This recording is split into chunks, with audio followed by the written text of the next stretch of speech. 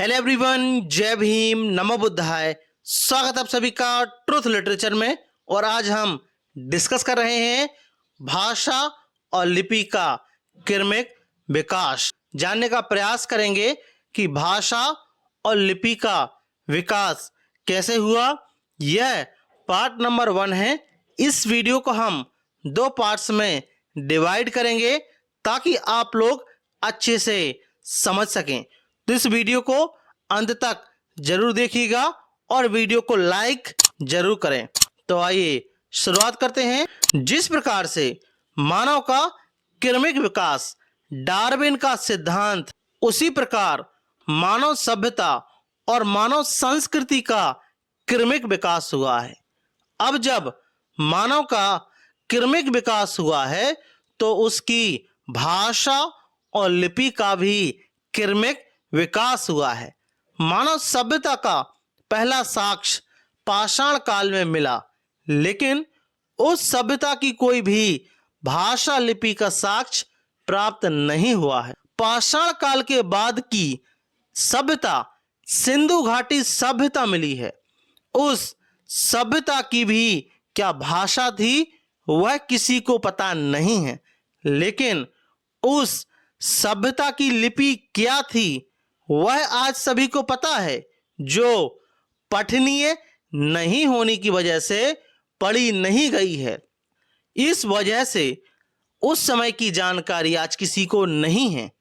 ऐतिहासिक काल में जो सभ्यता और संस्कृति मिली है उस सभ्यता की लिपि पठनीय है और इस वजह से पता चलता है कि वह सभ्यता सम्यक संस्कृति की थी। सम्यक संस्कृति के यहाँ की भाषा प्राकृत पाली और लिपि का नाम धम्म लिपि, जो कि साहित्यिक नाम ब्राह्मी लिपि था।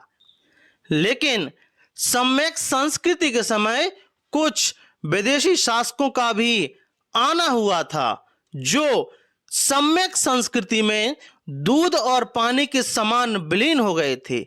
जैसे विदेशी शासक के वंशज को आज खोजना पानी में दूध खोजने के समान ही कहा जा सकता है। वे सभी विदेशी शासक जब यहाँ की सत्ता व्यवस्था पर बैठे तो यहाँ की सम्यक पाली प्राकृत भाषा को कुछ नए शब्द दिए थे। ऐसा होना एक स्वाभाविक क्रिया भी माना जाता है। जैसे कोई व्यक्ति है जो उत्तरी भारत की भाषा हिंदी बोलने वाला है और वह दक्षिण भारत की गैर हिंदी भाषा बोलने वाले क्षेत्रों में किसी बड़े कंपनी का प्रबंधक अर्थात मैनेजर बन जाता है। उसके बाद उस कंपनी में काम करने वाले हजारों कर्मचारी प्रबंधक के साथ संपर्क में आ जाते हैं, जिससे हिंदी भाषी प्रबंधक और गैर हिंदी भाषी क्षेत्रों के हजारों कर्मचारियों के बीच निरंतर वार्तालाप भी जारी हो जाता है। अब उस बहुसंख्यक कर्मचारियों की भाषा का सबसे ज्यादा प्रभाव अकेला प्रबंधक अर्थात मैनेजर पर पड़ता है। तो अकेला प्रबंधक का सभी कर्मचारियों को बार बार मार्गदर्शन मतलब गाइडेंस देने के कारण उसकी भाषा का कुछ प्रभाव भी सभी कर्मचारियों पर भी पड़ता है। यह एक सामान्य क्रिया व प्रतिक्रिया है। आज उसी नए शब्दों को भ्रमवंशी लेखक पकड़कर संस्कृत बनाने पर तुले हुए हैं, जो किसी भी दृष्टि से उपयुक्त नहीं है।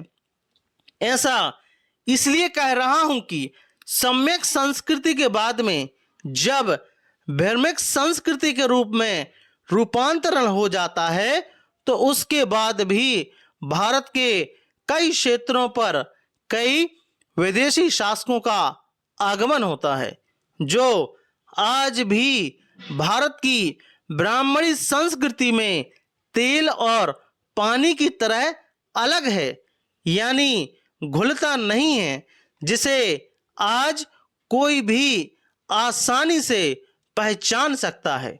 वे सभी विदेशी शासक जब भारत की सत्ता व्यवस्था पर बैठे तो उस समय के सभी क्षेत्रीय भाषा सहित हिंदी, संस्कृत भाषा को भी बहुत कुछ नया विदेशी शब्द दिया गया था, जो आज हिंदी अर्थात संस्कृत सहित सभी क्षेत्रीय भाषा में विलीन हो गया है।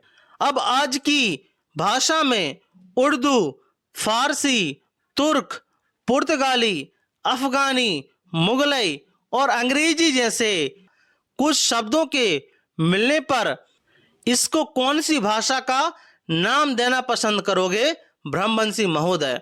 भ्रम का पुलिंदा बनाने के लिए कुछ भी बनाए, जैसे कागज, सफेद, चूड़ी, जलेबी, टिकट, पैंट, काबुली, पैजामा, टिकट आदि। अब इन शब्दों को देखकर क्या कहोगे कि हिंदी, संस्कृत जैसे शब्द उर्दू, फारसी, तुर्क, पुर्तगाली, अफगानी, मुगलई, अंग्रेजी में लिखा हुआ भी है? कदापि नहीं।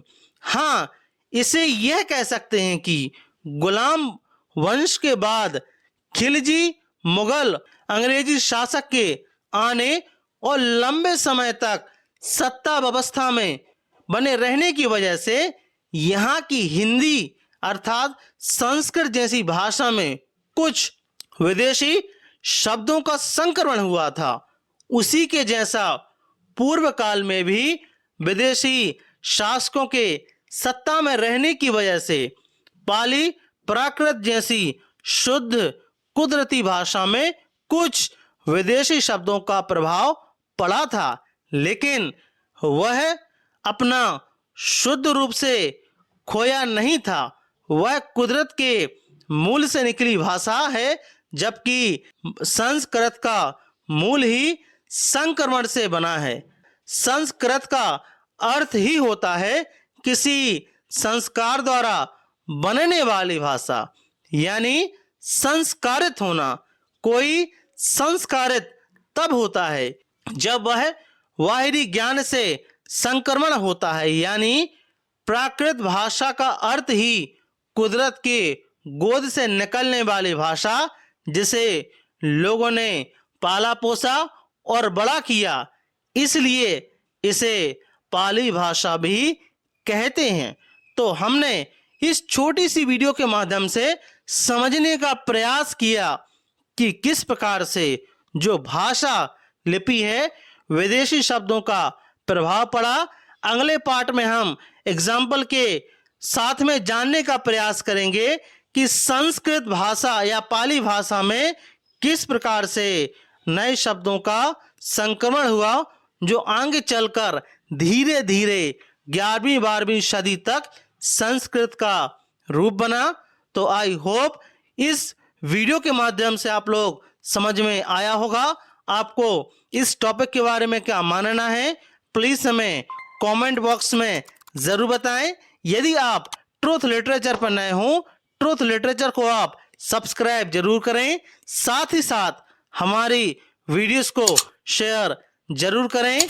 जय भीम, जय भारत।